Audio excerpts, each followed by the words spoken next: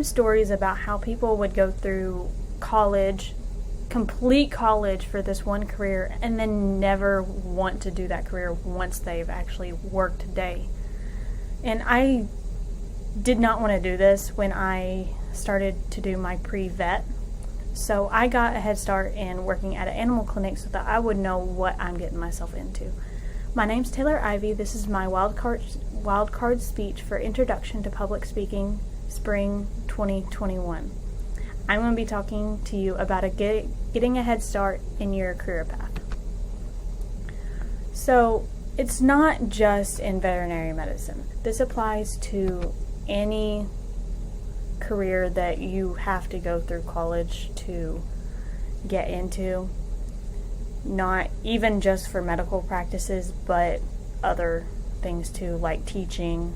Maybe you end up not actually liking working with kids and you went through all your teaching and have to change your career path because you don't like it.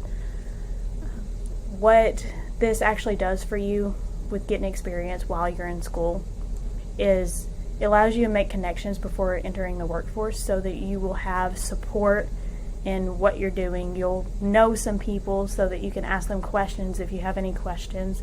It allows hands-on experience. You can get to know what you're going to do day to day, and you can prepare for the tasks that you have to do. For me, I'll have to put in IV catheters, I'll have to draw blood and everything like that. What I'm working now during school, I'm working at a vet clinic, it has helped me learn how to do all of those things. And in the future, it'll be easier for me to continue my education rather than having to relearn or learn for the first time when I'm out of college those basic tasks. It looks really good on applications for jobs when you get out of college and professional schools if you're going to a professional school. And like the example that I used when I first started talking, it allows you to make sure that you like that career before you put all of that time into actually learning about the career and learning how to do that career. And while making connections, you're making friends. To the left right here is Trapper, the orange tabby. To the right is Possum. And of course you get to meet other humans, but in the veterinary field you get to meet all kinds of pets and cats and dogs, and these are the two sweetest cats I've ever met, and I just wanted to add them in here saying that it's the best experience to be able to learn your career and get to know what you're going to actually be working with. And I also got to experience taking care of critical care patients where, for example, this is Dax. Dax had a condition where she was unable to move any of her limbs. For a while, she was just stiff. It was like she was always all of her muscles were tensed up, and it was horrible. And after about 4 weeks, she was able to walk again. But over that progression, we did physical therapy on her. She got medication daily. We had to spoon feed her because she couldn't get up and get her food. We had to put sub-Q and IV fluids in her because she couldn't get up and drink very well at all at first, but not very well after she got a little bit better. But this is Phoebe, one of the clinic cats, actually being very cute, cuddling with Dax. And Dax is so sweet. This was about 2 weeks after she came in. What are you doing? What you doing, Phoebes? Phoebe. I got to do a lot of her physical therapy and see the progression of it, and that's when I knew that I was dedicated to this field and I really want to work with animals and help them get better. To get your foot in the door, I started asking my local clinics if I could work with them when I was 16 years old. And a lot of clinics don't want to hire anyone below 18 years old. That's how the one that I'm working here in Magnolia is.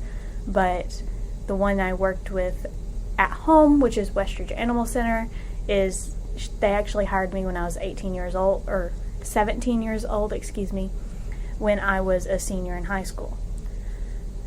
To get that job at Westridge, I had to ask the doctors several times, At first, they told me that they had enough help.